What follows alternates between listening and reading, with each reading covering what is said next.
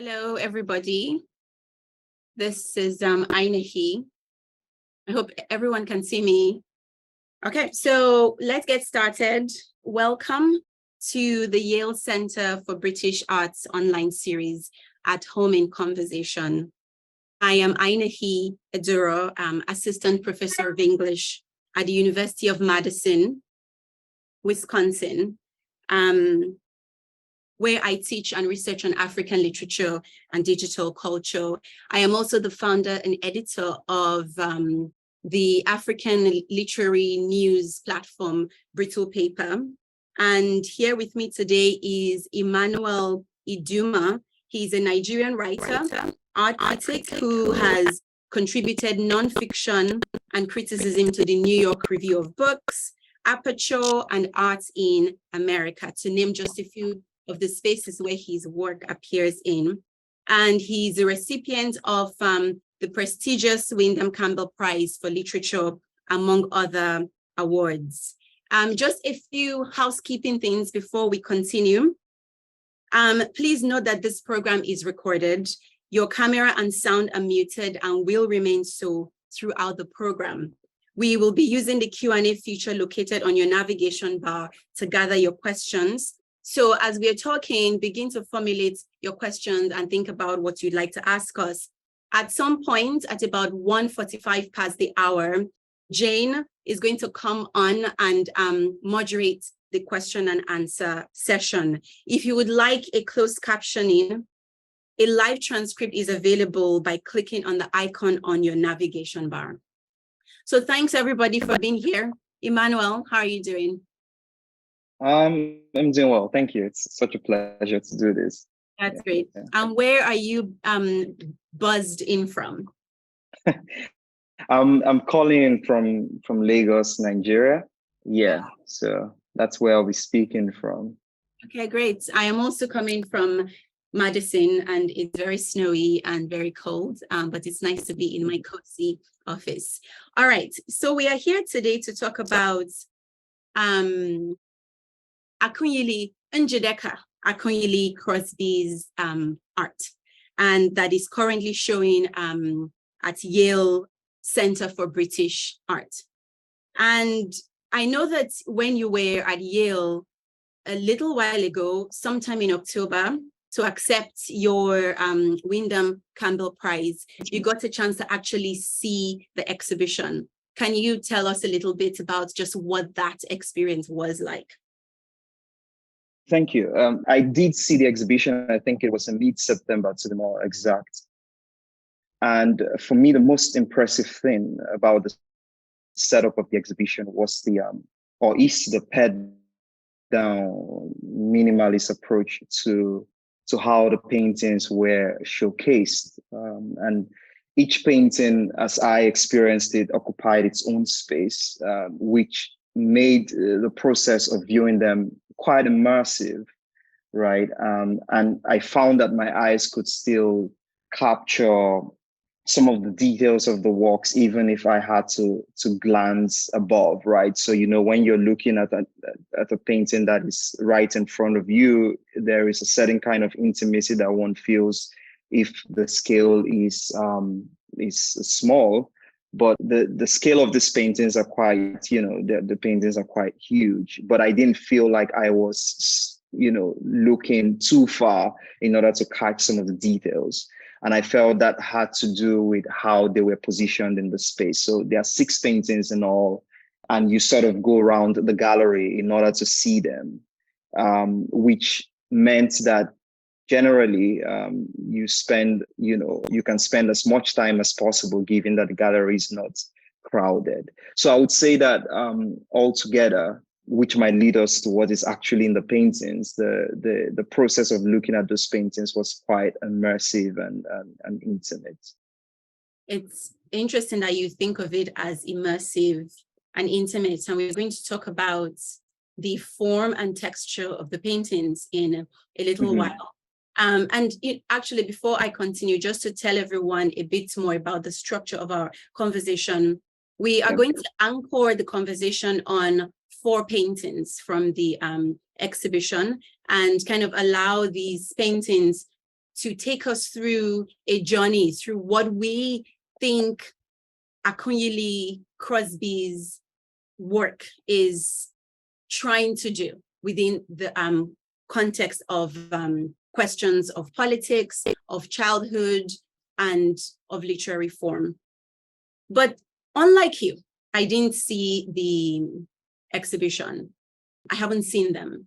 But what I have seen and what has struck me about the exhibition is the title. It's called The Beautiful Ones. And as people who are very much steeped into African literature, that title is very striking, right? And it evokes a very specific work, Ayi Kwei Ama's first novel, I think, which was published in 1968. And usually in the world of culture, the moment you see an evocation like that, you begin to ask, what are the connections between these two works? Why did Akunyili Crosby choose to title her exhibition by that title? Is she speaking to Ama's work? Are there correspondences? Like, how can we think about those works, the two work together? And so I'm going to comment on that, and then we can kind of use that as the opening to think of the other paintings. It was hard for me to identify a point of correspondence between the paintings, which are representation of children, portraiture of children, of specifically Nigerian children living at this very particular time. I would say possibly the 90s or the late 80s. Ama's novel is completely different. I mean, there couldn't be anything more contrasting in the sense that Ama is writing in 1968. And Ama is kind of one of the first African writers to capture the dystopic nature of a kind of post-colonial African world, right? So we have people like Sheikh Hamidou Khan, who is writing at around the same time too. He's written the novel titled Ambiguous Adventure. We have Ngugiwa also writing around the same time. He's written the novel titled Weep Not Child. Ama's novel is very stark. He tells the story of this man whose personal integrity runs up against a dysfunctional system.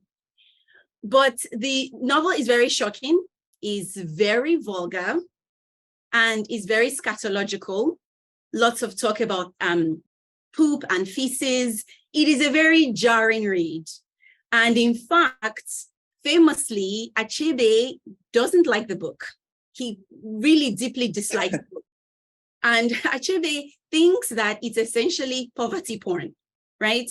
He says that, look, yeah, Africa's political history is kind of awful at the moment, but this book just felt self-serving in the ways that it represents the dystopia of its world. Quote, Achebe calls it a sick book. So I'm thinking you have this book on the one side and you have Akunyili's artwork on the other. And I'm thinking they are really, really different, okay?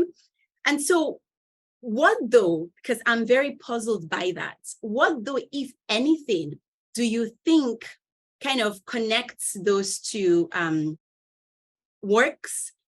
Is that a question that we should explore now, or do you think it's something that maybe we should keep for later? I think that because you've set it up so nicely, we should probably just attempt something now and then, try something else later. But I find, I didn't even know that Achebe hated the book, actually. I'm hearing that for the first time.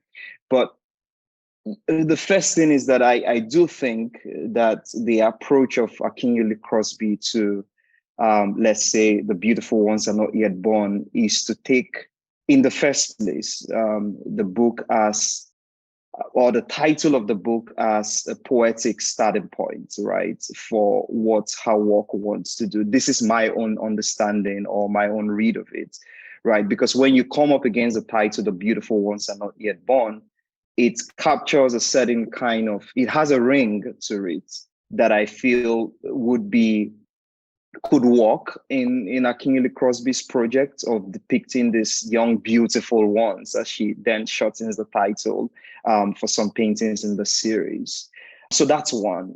The other thing that I was thinking about while you were speaking was, of course, Ainehi has this maximalist approach to realism. This is to put it very, maybe it's a bad, summary or summation, but his approach is quite maximalist. It's almost like a panoramic, very, long take, like as if it's the long take of a film, and he's not missing any detail.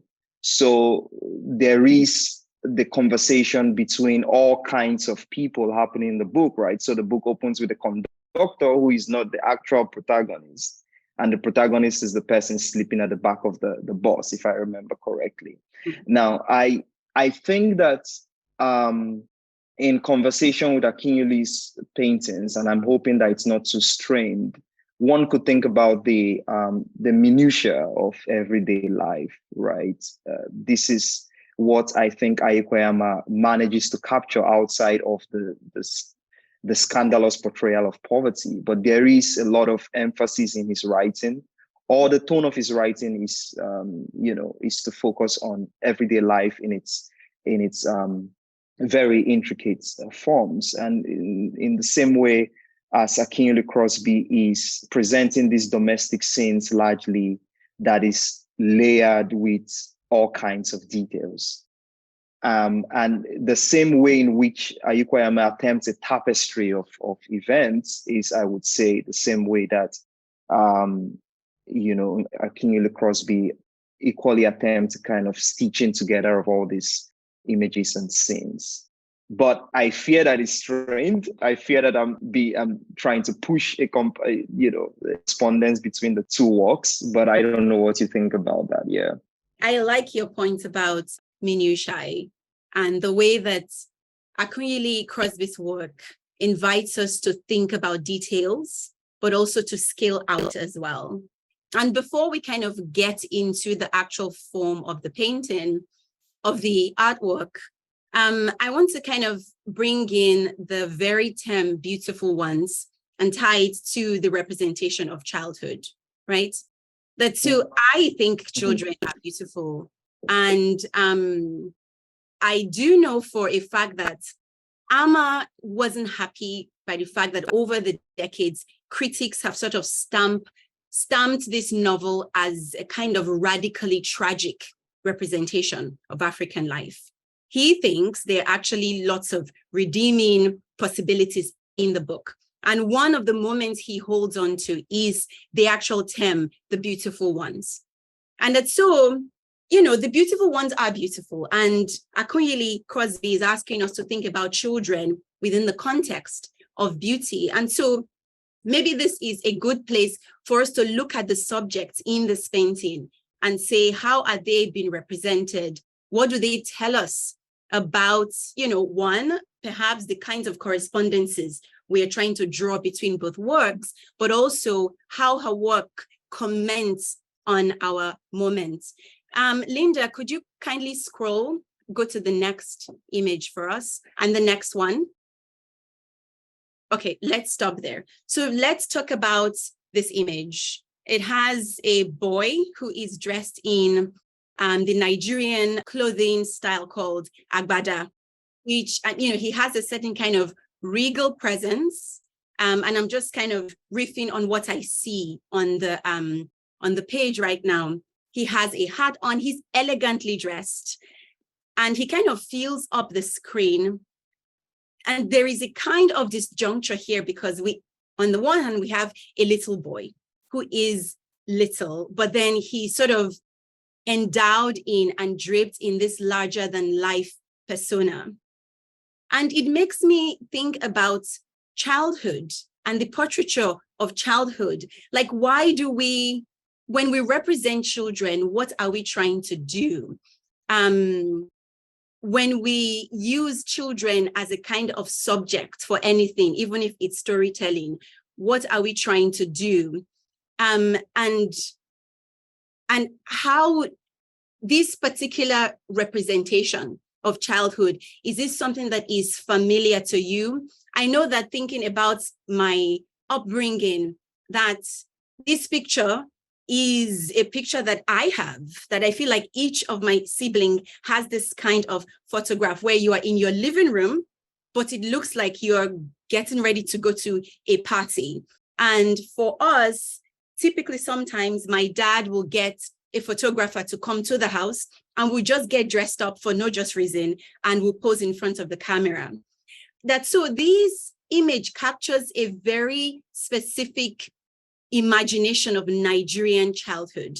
I can't imagine a child today, inhabiting this particular posture just because of the way that media has so saturated our world. What was it like for you growing up? And are there ways that this image kind of speak to your sense of what is involved when we represent childhood? Yeah, I think just so profound, because this is my favorite of the paintings, actually, and I'm drawn to it, which I hope doesn't sound cliched because of my gender, but I was thinking about it today, and I think I said this to you earlier, that I most definitely have a photograph of myself in an agbada, almost, with the same demeanor as the boy.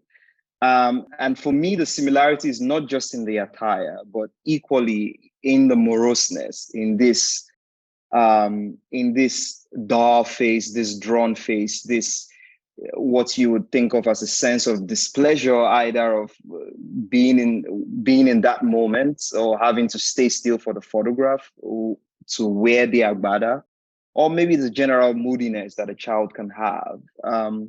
And this is obviously a child who is old enough to stay still for a portrait photograph, or who can, be coerced into taking a photograph, for a brief moment, and knowing that Akunyili Crosby works with photographic transfer as one of her methods, this is why I have the liberty to read this as a photograph.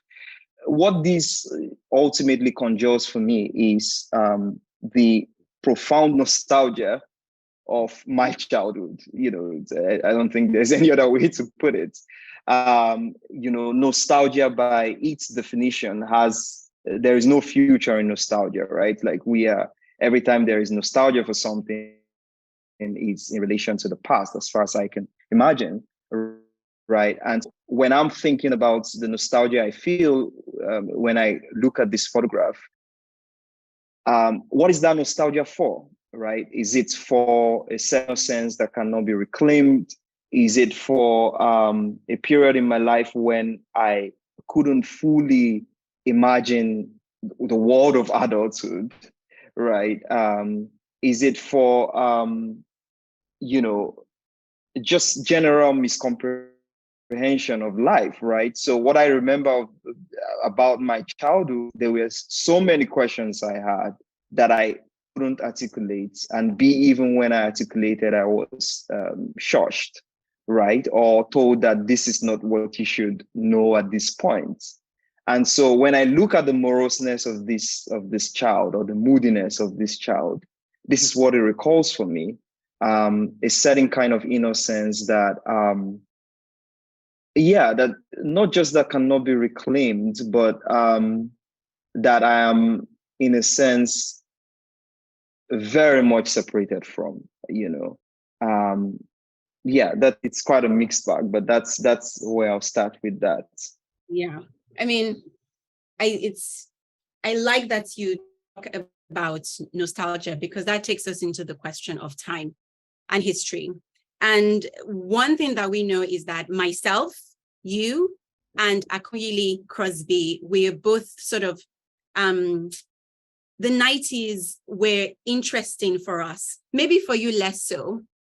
But I was Yeah. born, I was born in 1981. She was born in 1983. You were born, I Googled, in 1989. In the 89, yeah. It's fascinating that for all of us, there's a way that we moved into the 90s, which were a very specifically political fraught decade for Nigeria and Africa as a whole, right? In fact, the 90s is such a strange decade. I think of it with a deep sense of loss and suffering and mourning, because those were very, very, very strange times.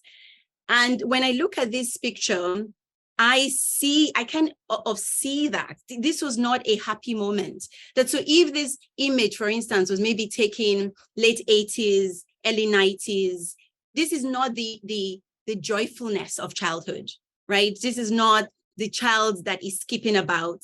This is not even the child of innocence to me. There is something almost like an old soul about this child, that this is somebody who has seen a lot, who knows a lot, you know, who is in the midst of something. And so which leads me to see Njideka's, Crosby's work as an attempt to kind of name something, to give a kind of emotional, intimate depth to something that we all felt in this decade that we honestly are still maybe trying to process, right?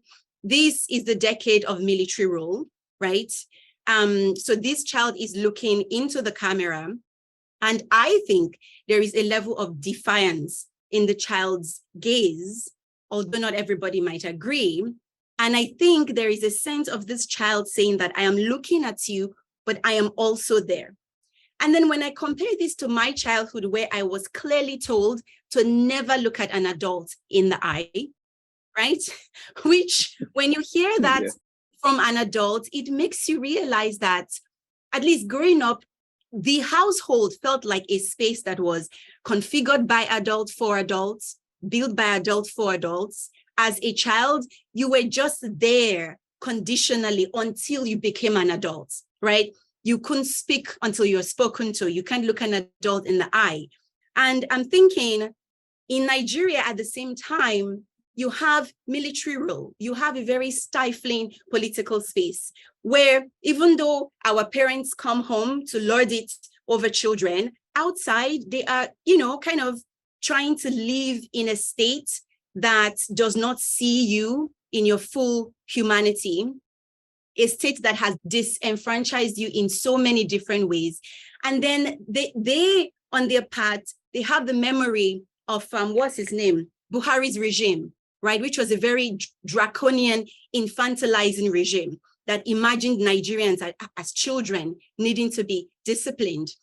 So it's almost as if when we think of Akunyili Crosby's work as being layered, immersive, and complex, she's almost kind of layering the stifling authoritarian universe of the outside world into this home where the children in these photographs all seem like they are out of place, like they are here, but they could also be from elsewhere. This is home, but I'm also kind of dressed up to go somewhere. That in a way you can feel the stifling or restricting political world in Nigeria as you look at this painting. Absolutely, yeah, that's absolutely correct. And even though, I came of age really in the early 2000s as an adolescent and all that, but I remember very clearly from 95, 96 onwards. And even from being a student of Nigerian history, I know that the 90s, in a sense, was when it was clear from all available evidences that the promise of the post-colony, so to speak, had petered out. There was no sense. The 70s, you could talk about the boom. The 80s, you could still say, well, we'll get back to the 70s. But by the 90s, it was very clear that beginning with, MKO in 93 and, the annulment of the June 12th election, to Abacha's emergence as the worst dictator Nigeria would ever have, and ruling in a 5-year period that was just, his brutality was just unmatched by any previous dictator before him. And then going into, of course, Abacha's death in 98, MKO's death in a month later, and on and on. You know, by the end of the 90s, in 99 was when Nigeria had returned to civilian rule, which thankfully hasn't been, you know, it's still the same, it's still the case, right? But what I was thinking about as you were speaking was just this shared moment of formation. I mean, this is what happens always on a national scale, that as the events on the national scale are unfolding, it's in some way a counterpoint to what's happening in the interior familial space, right? And when you speak about the freedom that was denied, I actually, perhaps in a little contrast to many Nigerian kids, I don't know, not many, but, you know, I don't know about others, but I had a certain kind of freedom only when or mostly when it came to reading and books, you know. My father was very big on books, you know, he had, you know, a large library. And so I was very accustomed to finding myself in, you know, within books. And so in retrospect, thinking about what I didn't fully comprehend that was unfolding outside the house, there was a world of some kind of freedom. Yeah. You know, and I would say it was an intellectual freedom. I would think about it as that, right? That once it came to books, as long as I was old enough to read them, you know, then, you know, I wasn't trying to read something beyond my pay grade about marriage or whatever, you know. My family, my parents gave me the free hand to do it. And much of the freedom I could then imagine, you know, because I then went on to boarding school and all that, was precisely because in those 90s years, 97, 98, 99, when my family was incidentally living in Abuja, you know, I could then transpose that into a freedom outside of the house in the kind of pursuits I began to see. Yeah. I think this conversation about the inside and the outside, you know, freedom and constraint is a good segue into the next image. Linda, can you take us to the next image? Next one. Actually, you know what? Can we talk about the one before? Okay, yeah, let's do that.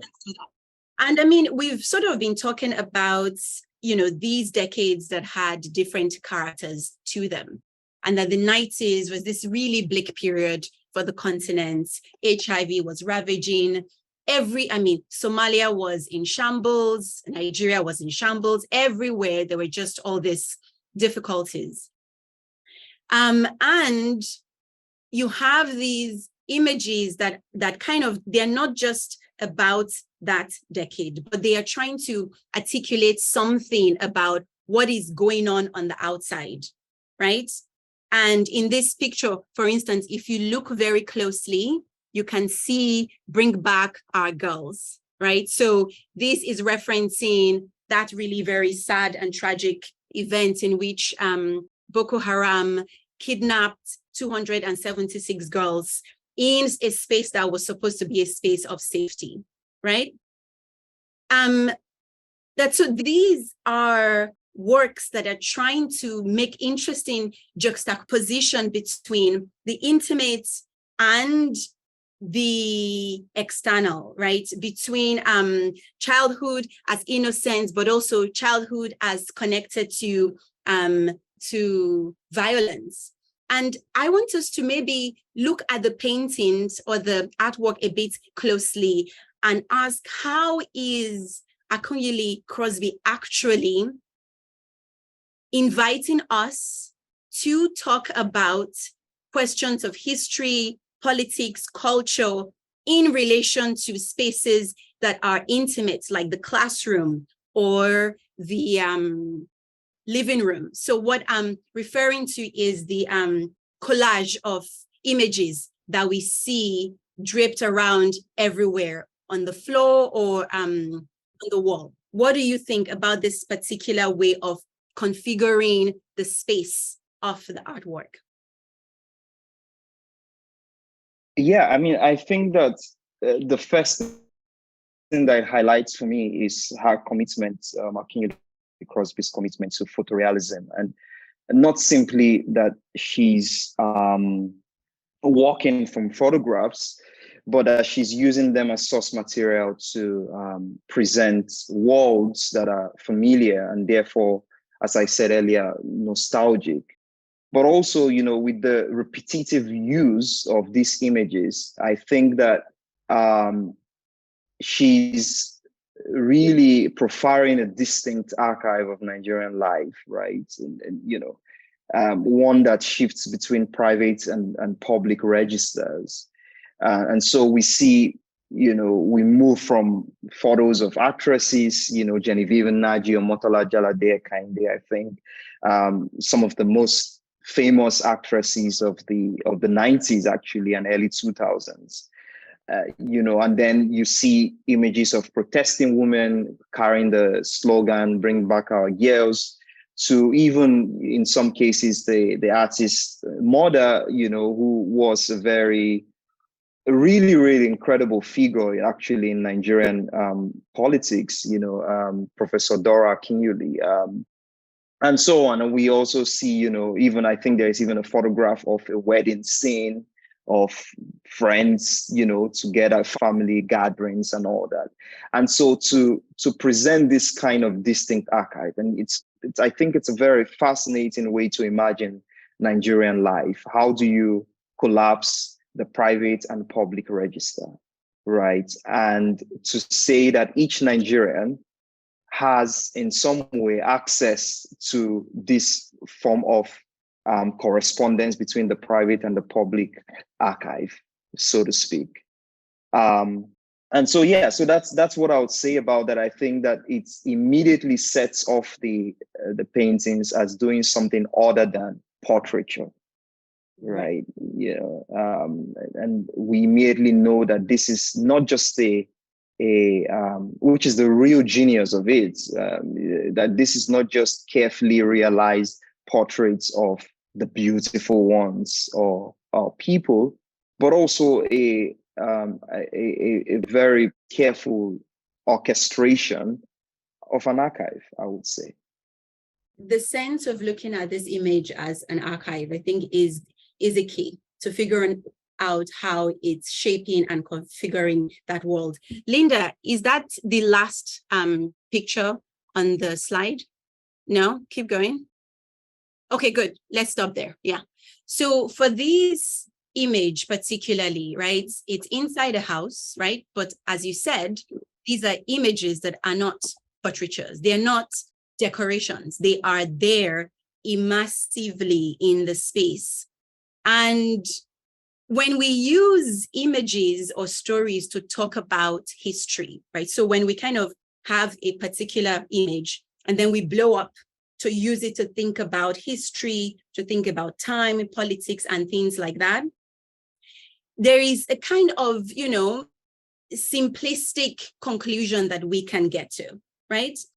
As opposed to something like this, where instead of using just one image and layering it, loading up with a kind of stable universal meaning, this kind of messy archive of pictures, right, tells us that, look, this history I want to tell is not a history that you can force and embed and embody in one thing, right? It's the way you look at the Mona Lisa, and it's its own thing, but it also carries all these stories, all these meanings about life, about its time, about the world. But here, instead of asking us to come look at one image, we are being asked to look at a plethora of images, an archive of images, each of them broken up. And there is really no narrative relationship between them.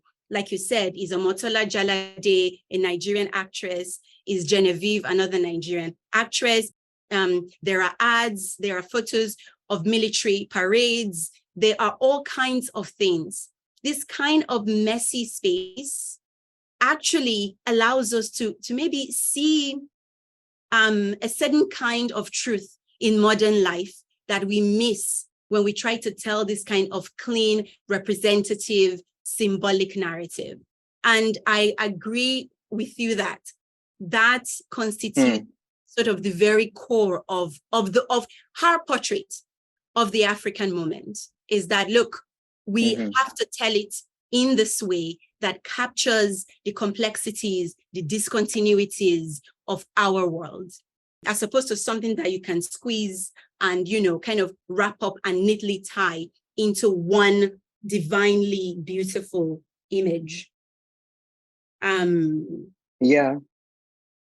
Yeah, I think that one of the big questions of post-independence, I don't necessarily want to say post-colonial, right, to refer back to the colonial, but post-independence African countries like Nigeria is a question of, do we approach the work that we have to do as one of repair, of reparative work, or do we approach it from the point of just sort of emerging as new people, right? And so most of the narratives that you had right after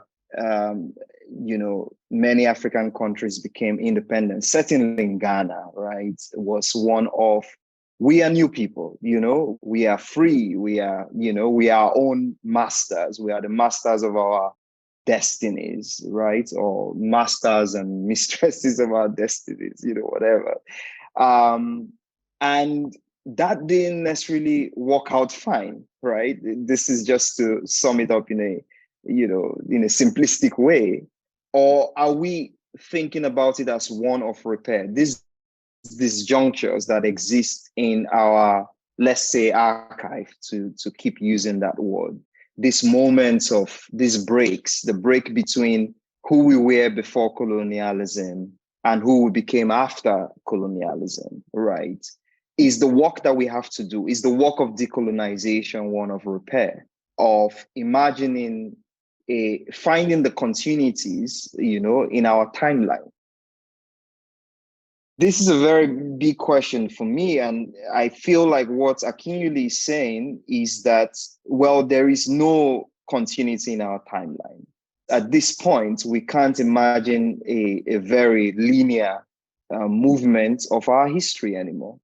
And so how do we work with that messiness? How do we work with those disjunctures? How do we stitch them together, form these tapestries that I feel like she's trying to hint at?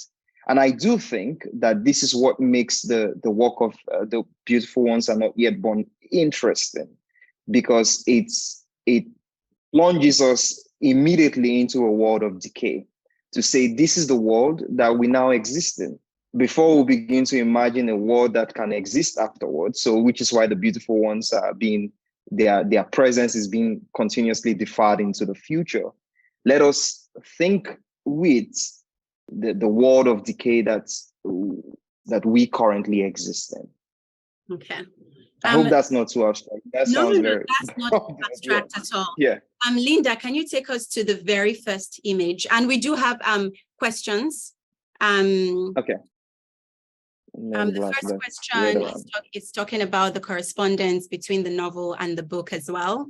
I'm just going to skim through the questions and then we'll kind of respond to them together. Can you talk about the influence of Ike Ama's book on art and culture in Ghana and West Africa more generally? Thank you for hosting this talk. I just submitted my creative writing thesis and the representation of children or childhood, especially as someone who was born and raised in Guinea, West Africa.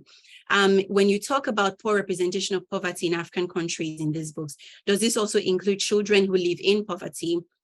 Because from that painting of the boy that I've seen can only come from families who could afford a photographer. Apparently, the jazz musician Branford Marsalis recorded an album in the 90s with the same title as Ama's book. Can you talk more about the influence of the book or its title on other artists? Why do you think the title is so influential to other artists? The end of the novel seems to give a sense of momentary hope for future generations. Do you think his novel continues to have an influence on artists and writers today? Okay, so there are the questions interested in the title, right? And how that kind of relates to how the title has been picked up in art and over time. And then there is the question about the representation of poverty and childhood. So why don't we start with the title question?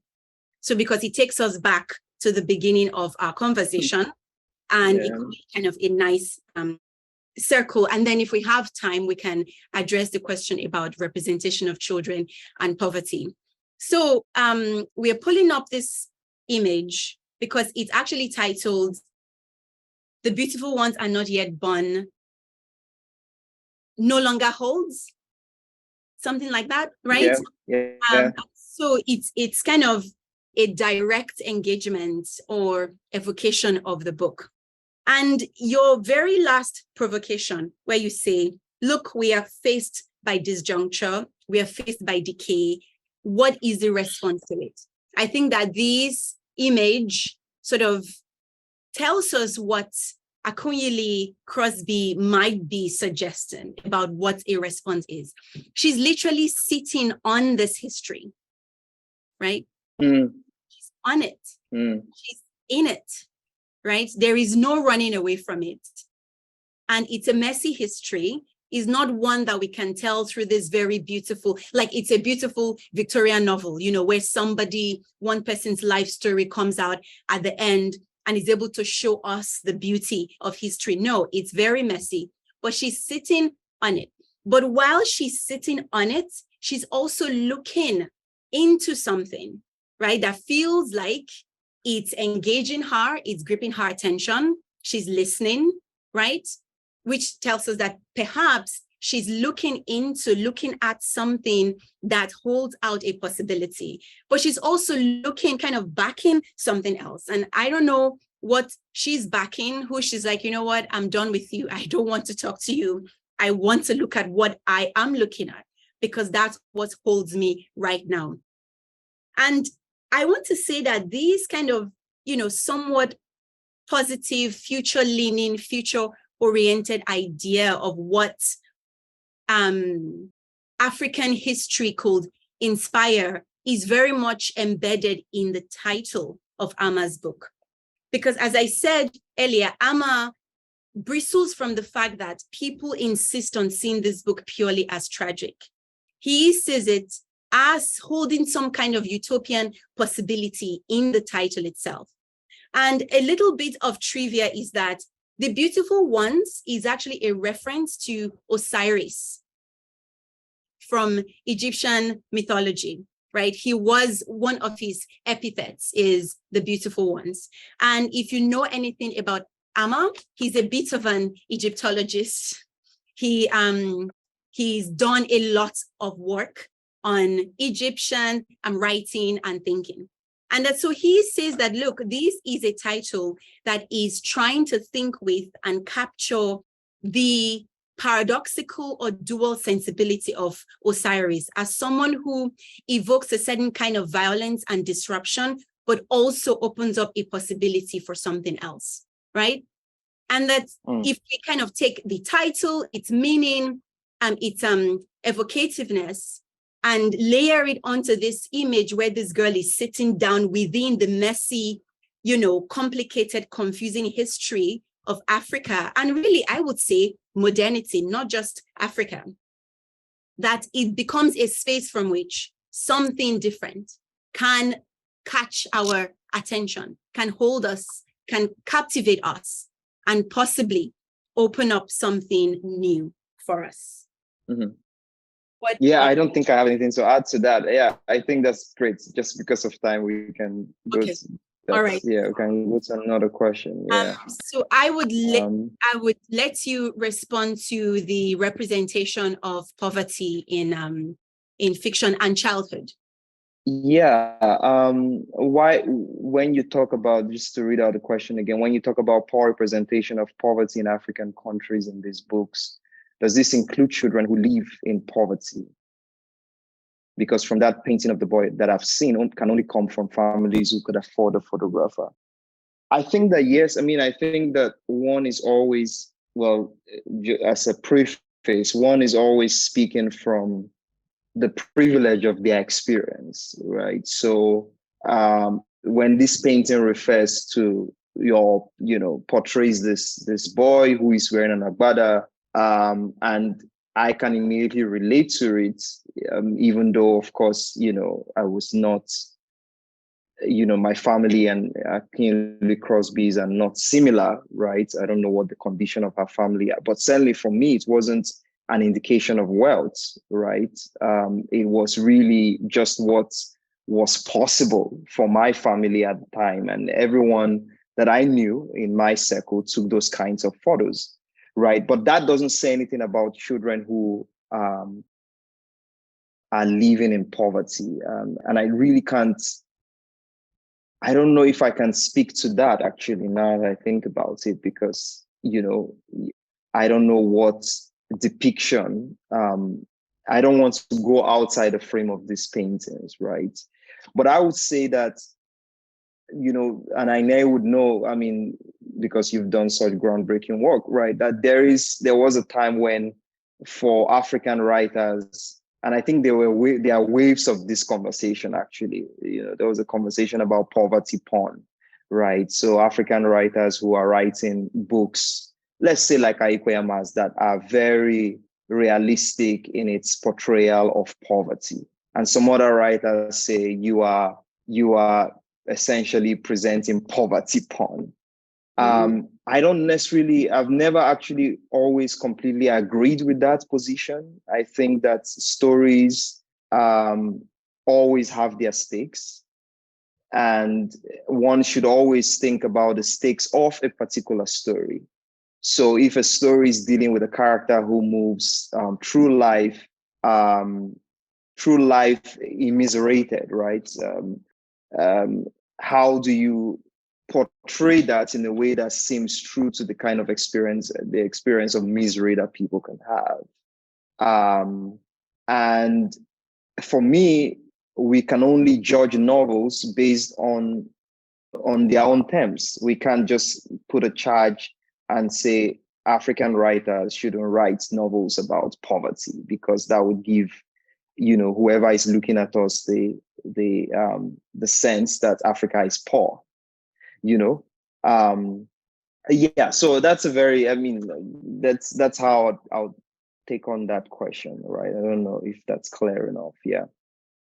I think that's good. And I think the person asking the question may also have been pointing to the ways that your ability to archive your life is also tied to class, in the sense that the fact that we even have images to talk about, say something about the fact that this family could take this photograph. So what does it mean if you're so poor that you cannot archive your life, that you cannot leave traces of yourself? What does that mean? And so, yeah, I think it's a very interesting question. I think, so Jane says that we can talk about one more question before we go. Mm-hmm. Is there any particular one that strikes your fancy, that piques your interest, rather? Strikes your I think the end of the novel seems to give a sense of momentary hope for future generations. Do you think this novel continues to have an influence on artists and writers today? I think I'm rereading the novel. I read it as a teenager when I was in secondary school, here in Nigeria. And I reread it for this conversation. And one of the things that is striking to me, which we can think of as an influence, is just how finely wrought Ayekwei's Ama's prose is. He is rather, he's still alive. He's a very good writer. I feel that one of the things that happened after during that era is that some writers were very competent, they could write, but not many of them were prose stylists. Let's just call it a more familiar, fancy term, right? And I think that for me, who I've always been interested in prose styles, right? Reading Aikweyama reminded me of what to aim for, right? In terms of what you can do with your prose and sense of description. He has a very strong eye. He could observe, and I would take that as an influence that he continues to have. I can't speak for a larger group of writers or artists. I don't know if Ainehi has any. No, I don't. I think response to that. We are very much on the nose on the hour right now, and I think it's a good time to wrap things up. And just to say, it's been fun chatting with you. And that, that this is a work that speaks to our moment in very urgent and direct ways. And yeah, thanks to the Yale British Arts Center for making this space for us. Bye, everybody. I don't know if the webinar is Thank you.